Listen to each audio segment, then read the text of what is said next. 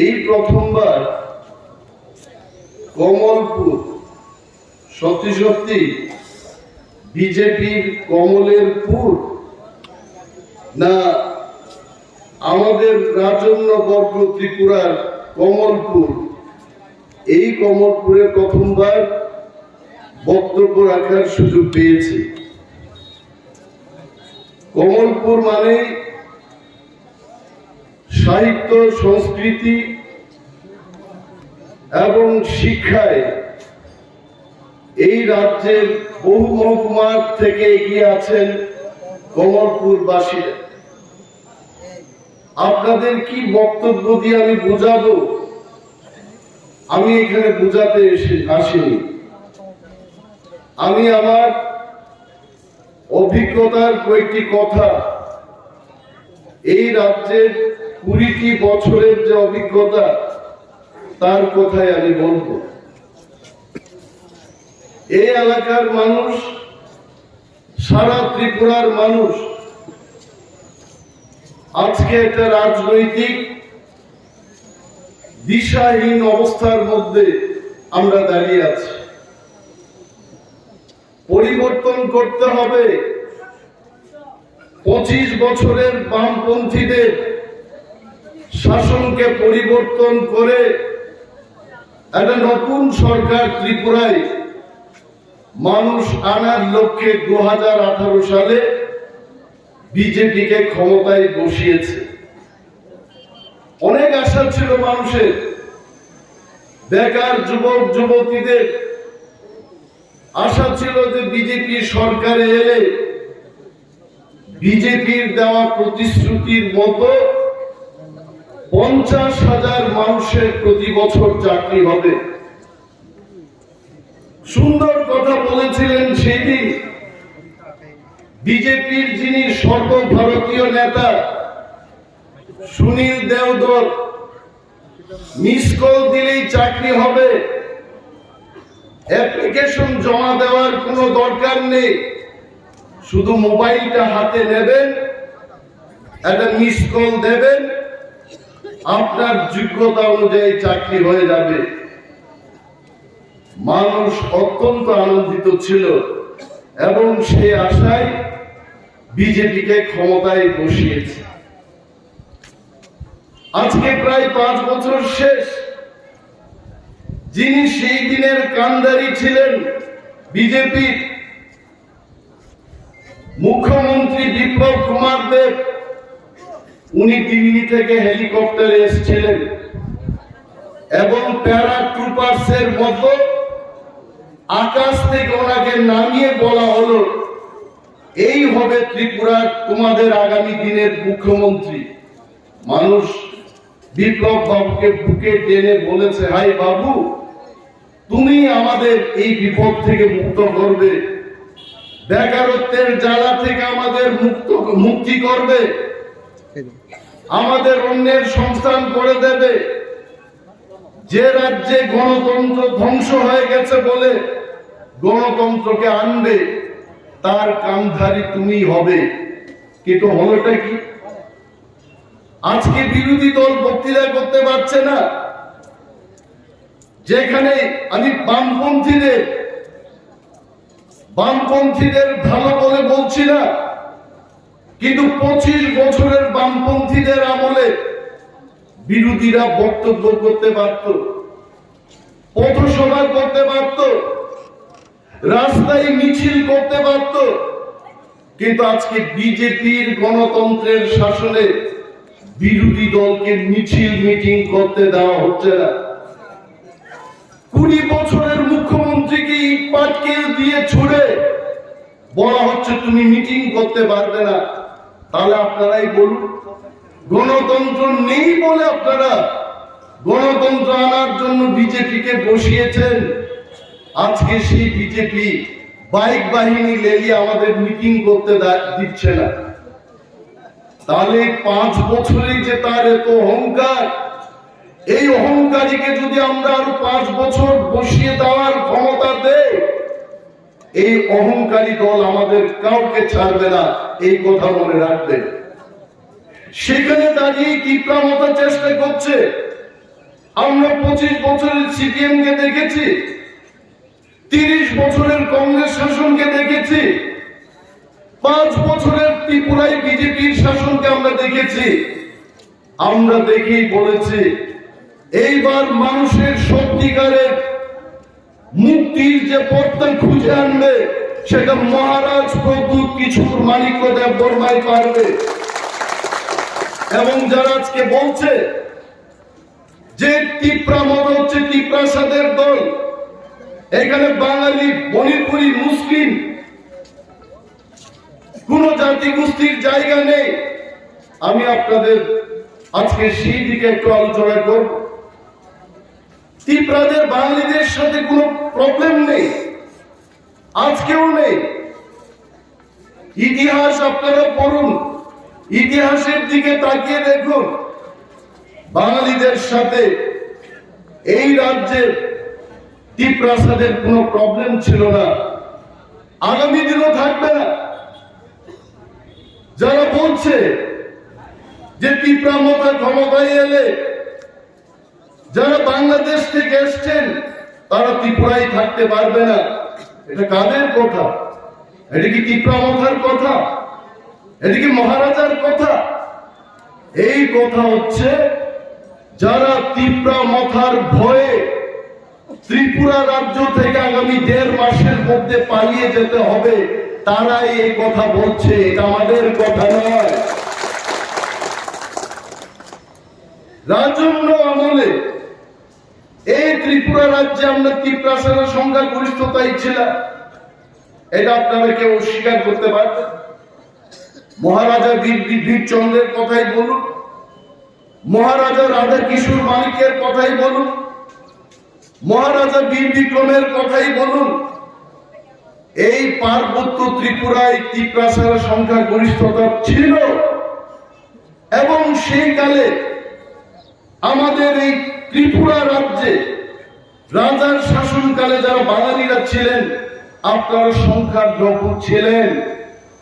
সেই কালে আপনাদের উপর আমরা আক্রমণ করিনি, আপনাদের নিজের ভাইয়ের মতো, বন্ধুর মতো করে আমরা একই সম্প্রদায়ের সম্প্রীতি রেখে আপনাদের সাথে আমরা চলেছি। আজকে এই ত্রিপুরায় ঐতিহাসিক কারণে ত্রিপুরা রাজ্যে ত্রিপ্রাসাদের সংখ্যা লঘু হয়ে গেছে, এখন আমরা কেন আক্রমণ করব? যারা দুর্দিনে আপনাদের সঙ্গ দিয়েছে, যখন নোয়াখালী দাঙ্গায় হিন্দু বাঙালিরা বিধ্বস্ত ছিলেন সেই পারে, আপনারা ভেবে দেখুন ত্রিপুরার মহারাজা সেখানে গিয়ে বলেছেন আসুন আমরা আপনারা ত্রিপুরা রাজ্যে আমার স্বাধীন ত্রিপুরায় আসুন, আপনারা শান্তিতে বসবাস করবেন। ত্রিপ্রাসাদের জায়গা করে দিয়েছে আপনাদের, অন্যের সংস্থান করে দিয়েছে। আরো একটি কথা বলছি, কংগ্রেস যখন শাসন করত ত্রিপুরায়, বাস্তুহারাদের জন্য আন্দোলন করত ত্রিপ্রাসারা, কমিউনিস্ট পার্টি করতে ভয় পেত বাঙালিরা। সেকালে গাড়ি ঘোড়ার ব্যবস্থা ছিল না, ত্রিপ্রাসারা পায়ে হেঁটে গিয়ে আগরতলায় মিছিল করে বাস্তুহারাদের ভূমি দিতে হবে, জায়গা করে দিতে হবে, ঘর দিতে হবে। সেই আন্দোলন কিন্তু বাঙালিরা করেনি, ত্রিপ্রাসারাই করে আপনাদের এখানে জায়গার ব্যবস্থা করে দিয়েছে, এই কথা ভুলে যাবেন না। কেন তাহলে এই কথা বলছে? যারা আজকে বলছে যে আলাদা রাজ্য করে ত্রিপ্রাসারা বাঙালিদের উপর অত্যাচার করবে, এমন কিছু হবে না। আসাম রাজ্য থেকে মিজোরাম তৈরি হয়েছে, আসাম রাজ্য থেকে মেঘালয় রাজ্য তৈরি হয়েছে। মেঘালয় এবং মিজোরাম রাজ্য হওয়ার পর আসামিজদের কি ক্ষতি হয়েছে বলুন? আসাম রাজ্য তৈরি হয়েছে, পশ্চিম বাংলার মানুষের কি ক্ষতি হয়েছে বলুন? ত্রিপুরা রাজ্যে যদি গ্রেটার ত্রিপুরাল্যান্ড গঠন করে ত্রিপ্রাসারা তার নিজের মতো করে যদি বাঁচতে চায়, বাঙালিদের কি ক্ষতি হবে বলুন? ক্ষতির কিছু দেখি না। কিন্তু যারা কিন্তু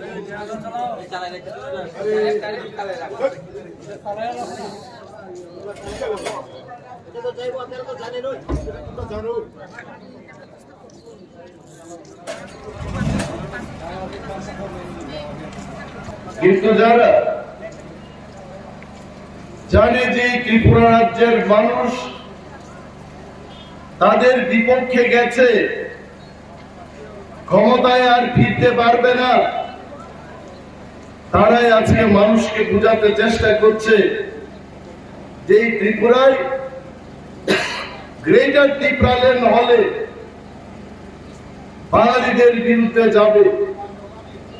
বাঙালিরা আমাদের বন্ধু ছিল, আজকেও বাঙালিরা আমাদের বন্ধু এবং ভবিষ্যতেও বাঙালিরা আমাদের বন্ধুই থাকবে। পাহাড়ি বাঙালি, ত্রিপুরা এবং বাঙালি একই বৃন্তের দুইটি কুসুম, এটাকে কেউ আলাদা করতে পারবে না। গ্রেটার ত্রিপুরাল্যান্ড হলেও আমরা একভাবেই থাকবো, একসঙ্গেই থাকবো। এটাকে তারা অপপ্রচার করে মানুষের মধ্যে ভয় ঢুকিয়ে বলতে চেষ্টা করছে এটা ত্রিপ্রাসাদের রাজ্য হবে, সেখানে বাঙালি, হিন্দুস্তানি, মুসলিম তাদের কোনো জায়গা থাকবে না। আসুন এই ত্রিপুরা রাজ্যে 70 বছর 75 বছরে আমাদের এডিসি দিয়েছে, এডিসি কে টাকা দেওয়া হচ্ছে না।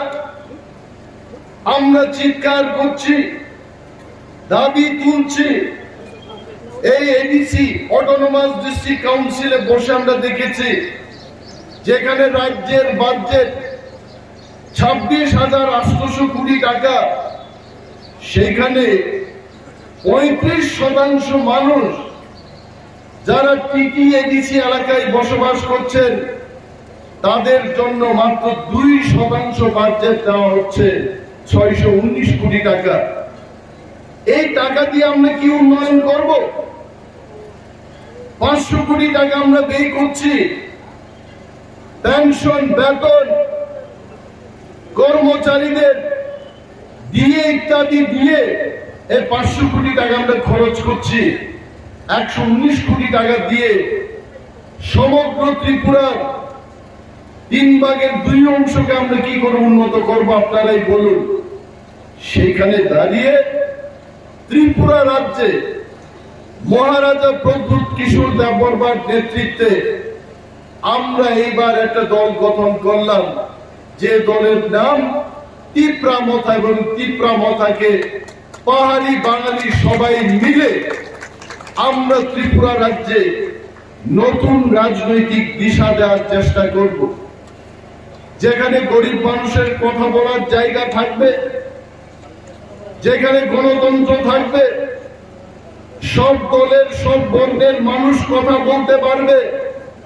সেই পরিস্থিতি ফিরিয়ে আনার জন্য আমরা কমলপুর এলাকার প্রতিটি সুনাগরিক বৃন্দকে আমরা আহ্বান জানাবো। আমরা সেই সরকারকে বর্জন করব যারা ডাবল ইঞ্জিনের কথা বলে, প্রতি ঘরে সুশাসনের কথা বলে শুধু পোস্টারিং করেছে। সেই দিন দেশের প্রধানমন্ত্রী নরেন্দ্র মোদী এসেছিলেন আস্তাবল ময়দানে। ত্রিপুরা রাজ্যের যুবক যুবতীদের জন্য কি হবে, আমার ত্রিপুরা রাজ্যের লক্ষ লক্ষ মানুষের কি ভবিষ্যৎ হবে, তার একটি কথা উনি উল্লেখ করেননি। এসেছিলেন সেই দিন ভারতবর্ষের স্বরাষ্ট্রমন্ত্রী অমিত শাহ, উনার মুখেও সেই দিন ত্রিপুরা রাজ্যে আগামী দিন তাদের কি পরিকল্পনা রয়েছে সেই কথার কোনো উল্লেখ করেননি। কিন্তু একটা জিনিস আপনাদের আমি বলবো, মনে হয় এটা গ্রাম্য বাংলায় বললে ভালোই। আগে আসামের তৎকালীন ফাইন্যান্স মিনিস্টার হেমন্ত বিশ্ব শর্মা ছিলেন 2018 সালে। উনি কইছিলেন যে আমার বক্তৃতা রেকর্ড করুন, ত্রিপুরা রাজ্যে যদি আমরা 6 লক্ষ বেকারকে চাকরি না দেই, পার্লামেন্টে এমন অবস্থা করেন যে আমরা যেন মানুষের কাছে যাইতে না পারি। সেই দিন আসামের সেই অর্থমন্ত্রী, এখন মুখ্যমন্ত্রী আসামের, উনি রথের যাত্রায় আইছেন, বেকারদের একটা কথা নাই। 10,323 জন কর্মচারী যাদের চাকরি চলে গেছে, সেই দিন হিমন্ত বাবু বলেছিলেন যে ল ডিপার্টমেন্টের কাছে ফাইলটা চলে গেছে, নির্বাচন শেষেই ল ডিপার্টমেন্ট থেকে এই ফাইলটা বেরিয়ে এলেই নাকি 10,323 জনের চাকরি আবার হয়ে যাবে। কোথায় সেই চাকরি হলো? মিথ্যা কথা বলেছেন সেই দিন হিমন্ত বাবুরা। আরো বলেছেন যে রেগার শ্রমিক, রেগার কাজে যারা যুক্ত এবং সর্বশিক্ষার কর্মচারীদের চাকরি পাকাপাকি হয়ে যাবে। 5 বছরে কি হইছে না। এই কারণে ত্রিপুরা রাজ্যের সমস্ত অংশের মানুষ এখন গ্রামে গেলে মা বোনেরা কইতাছে, আমরা তো গ্রামে যাই, আমরা বিজেপিদের মন্ত্রীরার মতো গাড়ি দায়া খালি রাস্তা রাস্তা ঘুরে আমরা আগরতলায় যাই না, পায়ে হাঁটি, কখনো চপ্পল পরে আমরা পায়ে হাঁটি, গ্রামে যাই, মানুষের সাথে কথা বলি। এখন মানুষের প্রশ্ন, বাবু এই যে পোস্টার লাগাইছে নরেন্দ্র মোদী, ঘরে ঘরে সুশাসন নিতাছে, কুত্তা পেচ্ছাপ করে নরেন্দ্র মোদীর চেহারার মধ্যে কুত্তা পেচ্ছাপ করে, কি লাভ আছে এইসব পোস্টার লাগাইয়া? একটা ফ্লেক্সের দাম 300 টাকা মিনিমাম।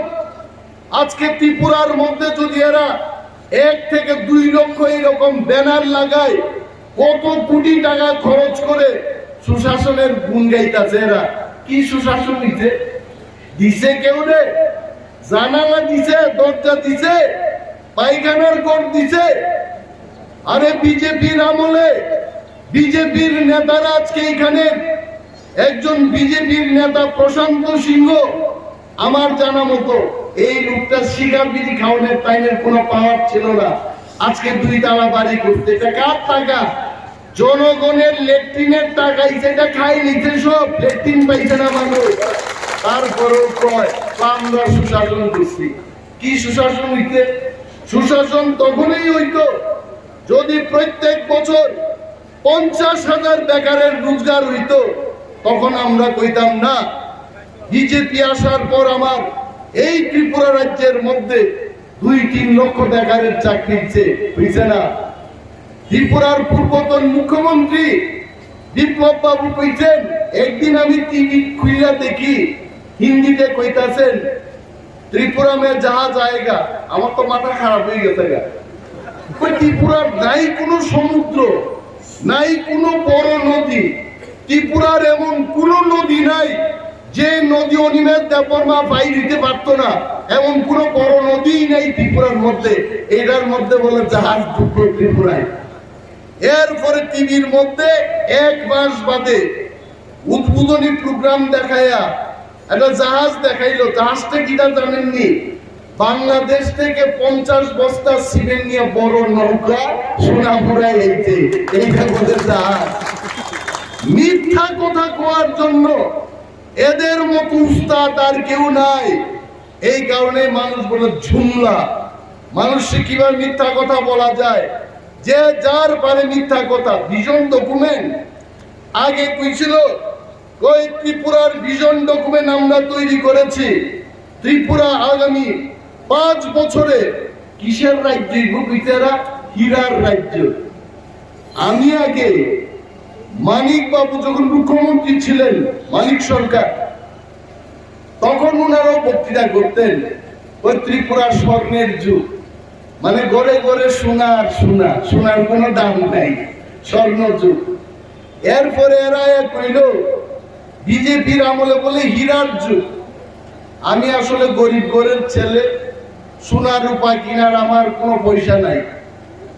একদিন আমি টানিস টাটা কোম্পানি মহিলাদের চুড়ি, তারপরে আংটি এইসব কেনার একটা দোকান আছে, এটার নাম তানিস।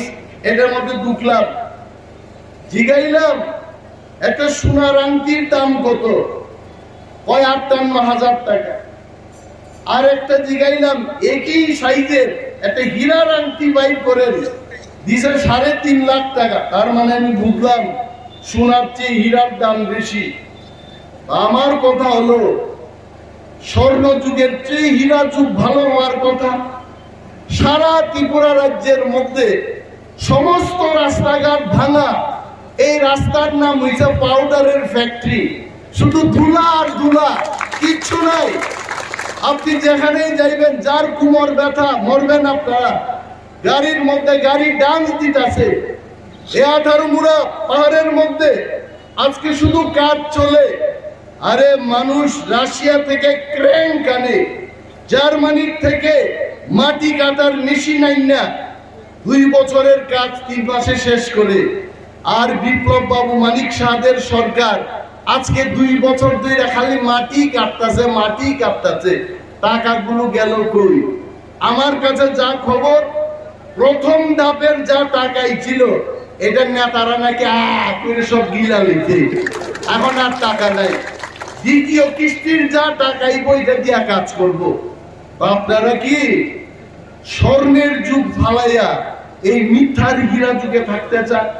যদি নাই থাকতে চান, কমলপুর বাসীরা বুদ্ধিজীবী শিক্ষিত লোক, এখানে আপনাদের বুঝিয়ে বলার কোনো দরকার নাই। আপনারা বাড়িতে বয়াই সারা পৃথিবীর কথা ভাবতে পারেন, এই ক্ষমতা আপনাদের আছে। আপনারা ভাবুন এইবার, এই সরকারকে যদি আমরা আনি, এখানে শ্রমিক মেহনতি মানুষ বাঁচবনি? একটা লোকের বাঁচার কোনো উপায় নাই। বাইক বাহিনীটা হেলমেট ফইরা আইয়ে, এটার মধ্যে গদা দিয়া বাড়ি দিলেও তো হেলমেটটা বাঁধতে পারতেন না। একটাই আছে, এইবার গরম লোহার শেক দিয়া এটা কানের এই দিক দিয়ে খালি গুতা মারবেন, তখনই ঠিক হইব। আর টিপরা মতা এটার জন্য আমরা প্রস্তুত। আমরা আগে ভাগেই বলে রাখি, টিপরা মতার সাথে যদি আপনারা লড়াই করতে চান, আসুন, we have no problem। আমরা সারা ত্রিপুরায় আমরা প্রস্তুত। বিধানসভা নির্বাচনের জন্য আমরা প্রস্তুত। Please declare the election. Village কমিটির নির্বাচন করে না। কেন করে না? কারণ ভিলেজ কমিটির নির্বাচন করলে বিজেপি ভারতবর্ষের মধ্যে এই ত্রিপুরা রাজ্যে তীব্রামতার কাছে গুহারা হাঁটতো, এই ভয়ে এরা নির্বাচন করে না।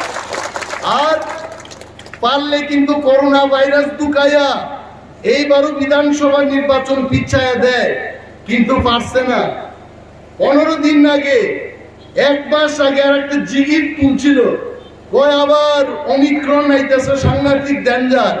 এটা বলে শরীরের মধ্যে ঢুকলে 48 ঘন্টার মধ্যেই বলে নাই, লোকটা শেষ। তো কই দেখি মানুষ বিনা মাস্ক পইরা খোলা বাজারে পান খাইতেছে, সিগারেট ফুটতেছে, কয়েকটা মানুষ মারা গেল না, পারলো না।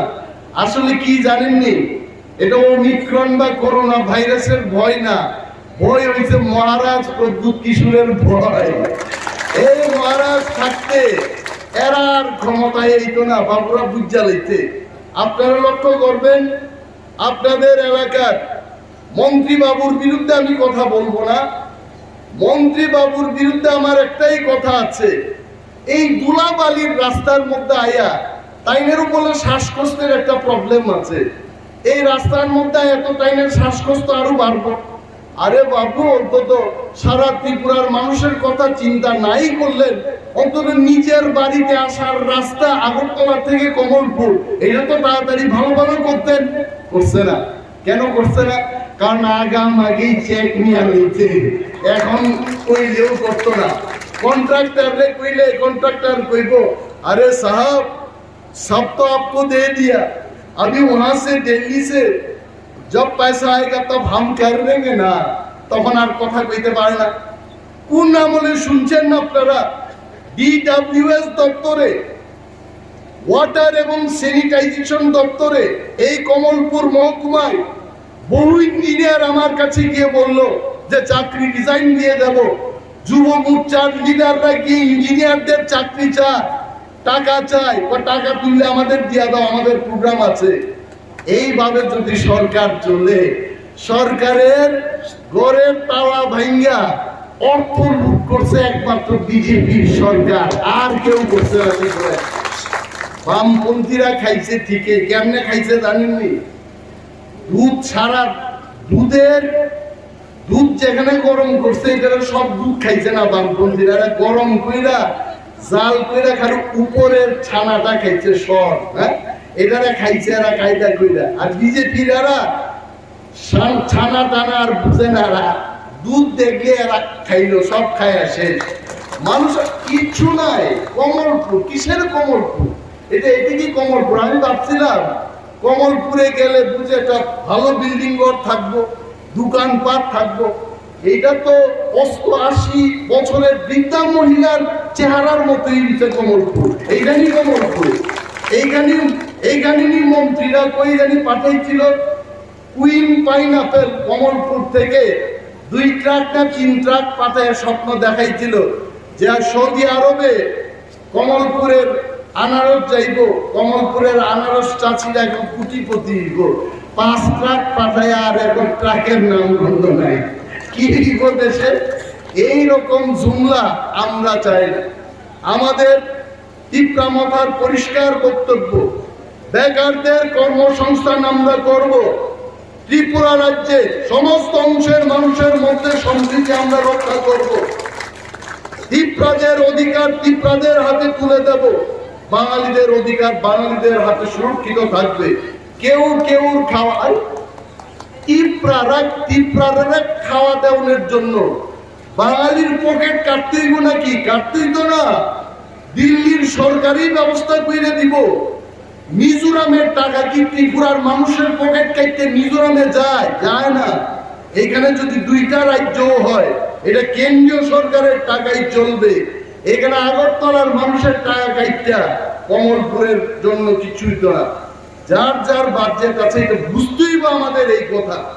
তবে যাই বলুন, এইবার বিশেষজ্ঞদের মত, আমাদেরও মত, তীব্রামতার এই অভিমত যে আগামী বিধানসভা নির্বাচনে আমরা কমলপুর, পানিসাগর, মোহনপুর, কল্যাণপুর, প্রমোদনগর, মাতারবাড়ি ইত্যাদি জেনারেল সিট এবং এসসি সিটে আমরা লড়াই করব। এবং তীব্রামতা এককভাবে এই অঞ্চলের মানুষের সমর্থনে 34 থেকে 38টা সিট আমরা দখল করে ক্ষমতায় আমরা বসবো। আর আপনারা প্রস্তুত থাকুন, এই যুদ্ধে আমরা জয়লাভ করে ত্রিপুরার মানুষের অধিকার তাদের হাতে আমরা তুলে দেব। আজকে আমাদের অনেকেই বলে কংগ্রেস আর সিপিএম এর একটা মঞ্চ হইতেছে। রাজনীতিতে মঞ্চ হইতেই পারে। এককালে তো সিপিএম এর গ্রাম প্রধান কংগ্রেসের ওই এলাকার কোন নেতারে উপায়িত রামদাও দিয়ে। সুধীর দাস প্রাক্তন মন্ত্রী মারা গেছেন, সুপুর দাস না সুধীর দাস, সুরমা বিধানসভা কেন্দ্রে। তাই না আমরা আগে, আমি এমএলএ থাকতে প্রয়াত রবীন্দ্র দেববর্মা প্রাক্তন মন্ত্রী কইতো রামদাও। আমি জিগাইলাম, দাদা আপনি মাননীয় মন্ত্রীকে রামদাও বলছেন কেন? কারণ এটা বিরোধী দলের সুধীর দাস খালি রামদাও নিয়ে উপায়িত আগে। তো কংগ্রেস এবং সিপিএম এর তাদের যে পূর্বের ইতিহাস একজন আর একজনের দেখতে পারত না। কংগ্রেসের আমলেও সিপিএম এর এরারে আটটি পুরা কইরা ছিল। সিপিএম এর নেতারা ত্রিপুরা রাজ্য থেকে বাইকা, কেউ কলকাতা, কেউ বাংলাদেশ, কেউ শিলচর, এমনও কেউ বাইকে গেছে ত্রিপুরার থেকে পুনাতে গিয়ে আর আয় না। এই ইতিহাস আপনারা ভুলে যায় না। আমরা এমন কোন অ্যালায়েন্স করব না যে অ্যালায়েন্স এই ত্রিপুরা রাজ্যের ত্রিপ্রাসাদ বাঙালিদের ক্ষতি হবে। এই ধরনের অ্যালায়েন্স আমরা করব না। আমরা সেই অ্যালায়েন্স করব যে অ্যালায়েন্সটা করে ত্রিপুরা রাজ্যে পার্মানেন্ট কনস্টিটিউশনাল সলিউশন আসবে, যেখানে ওয়াংসা এবং ত্রিপ্রাসা চিরতরে যেন আমরা হাসি মুখে থাকতে পারি, এই ধরনের অ্যালায়েন্স আমরা করব। আরে ইলেকশন আইতে দীক্ষা একটা সুরে বাগাইতে গিয়া আর একটা সুরের লোকে আমার অ্যালায়েন্স করতেই গো, এইটা কিন্তু এটা ঠিক না। এটা হারামজাদারে আমরা বাগাইতে গিয়া আর একটা হারামজাদার সাহায্য নিতে দিব, এটা আমাদের লক্ষ্য না। আমরা চাই আমাদের দেশে সেই সরকার হবে কবে যে সরকার মানুষের স্বার্থে কাজ করবে। সেই সরকার একমাত্র ত্রিপুরা মাথায় আপনাদের উপহার দিতে পারে। কেন আমরা পিছিয়ে করলাম? শ্যামল সরকার এখানে বসে আছে, টকবগের যুবক, গ্রাজুয়েট একটা লোক, সুরমাই কাজ করছে। কেন? আমরা জানি ৭৫ বছরে সুরমা উপেক্ষিত, কিছু একটা হোক। কেন আজকে আমরা বিশ্বজিৎ বাবুদের বলছি আপনারা এগিয়ে চলুন, দিকে দিকে প্রচার করুন, ত্রিপ্রাসা, ওয়ানসা, বুগলিসা, থুরুকসা সব একত্রিত ভাবে আমাদের নামতে হবে। আরে মুসলমানদের কথা বলি, আপনাদের প্রিয় খাদ্য হচ্ছে গরু মাংস, এটা সারা বিশ্ববাসী জানে, এটা ত্রিপুরার মানুষ জানে নাকি? কইতে গু রক্ষক বাহিনী তৈরি করেছে গরু রক্ষা করতেই। কে আগে রক্ষা করছেন না? কংগ্রেস যখন দেশ চালাইছিল জওয়াহরলাল নেহরু, লাল বাহাদুর শাস্ত্রী, ইন্দিরা গান্ধী, তখন কেন আপনারা গু রক্ষক করছেন না? ক্ষমতাতে বয়ে এখন কইতে না গরুর মাংস খাওয়া যাবে না। কালকে তো এরা কইতে পারে উত্তর প্রদেশের বিজেপি নেতারা যারা বিয়ে শাদী টাদি করে না, জুগি টুগি নাম দেয়, এরা কইব ওই আমরা তো নিরামিষ খাই, মাছও খাওয়া যাবে না। তখন কি অবস্থা হইব? শুকরের মাংস খাওয়া যাবে না এই কথা বলবে তারা, তখন আমাদের কি অবস্থা হবে? এইটা রাজনীতি না। ধর্মের উপর রাজনীতি হয় না। রাজনীতি সেখানেই করতে হবে যেখানে জনগণের স্বার্থে, জনগণের জন্য কিছু একটা পরিকল্পনা করা, কাজ করা, তার লক্ষ্যেই কিন্তু রাজনীতির উত্থান। এবং সেই রাজনীতি ত্রিপুরা মাথা করবে এবং সেই সরকার ত্রিপুরা মাথায় আনবে। ত্রিপুরা আরো কিছু কইতাম নি, অনেক কইলাম। আমার বাসাতে ৩টার সময় আরো একটা প্রোগ্রাম আছে। সত্যিই আনন্দিত যে কমলপুরে এই প্রথমবার আপনাদের মাঝে বক্তৃতা করতে পেরেছি। এবং নিশ্চিত থাকুন, মানুষ ভয় পাবেন না। আপনারা নিজের ভোট নিজে দিন, যাকে খুশি তাকে দিন, একটা স্লোগান ছিল। গরিব মেহনতি মানুষের স্বার্থে, রাজ্যের মানুষের স্বার্থে, এটা আমাদের বিনম্র অনুরোধ থাকবে। আপনার ভোট, আপনি ভয় পাবেন না। গণতন্ত্রে আমাদের ভোটাধিকার, এটা ধ্বংস করতে দেবেন না। এই ভোটটা দেবেন, পবিত্র ভোটটা ত্রিপুরা মাথার পক্ষে দেবেন। এবং প্রতি ঘরে যে সুশাসনের কথা এরা বলছে, এই সুশাসন ত্রিপুরা মাথা আপনার দরজায় গিয়ে সেই সুশাসন দেবে, এটা আমাদের কথা। এবং কোনো মানুষ, কোনো সম্প্রদায় সে যেন বঞ্চিত না হয়, তার অঙ্গীকার নিয়ে আমরা কাজ করছি, এটা আমাদের প্রতিশ্রুতি থাকবে। মহারাজ প্রদ্যুৎ কিশোর মানিক্য আমার বক্তব্যের আগে আমাকে ফোন করেছেন যে কমলপুর বাসীদের জন্য আমার অসংখ্য ভালোবাসা, এটা জানাবে। আমি যদিও শিলংয়ে আছি এখন, এবং নির্বাচনের সময় উনি এখানে আসবেন, ক্যাম্পেইন করতে আসবেন এবং আপনাদের মাঝে উনি কথা বলবেন। এবং ওনার এই শুভেচ্ছা দিয়ে আমি আমার বক্তব্যকে দীর্ঘায়িত করছি না, এই কয়েকটি কথা বলে আমি আমার বক্তব্য শেষ করছি। ত্রিপুরা মাথায় প্রথম, ভূপাগ্রায় প্রথম। জয় হিন্দ।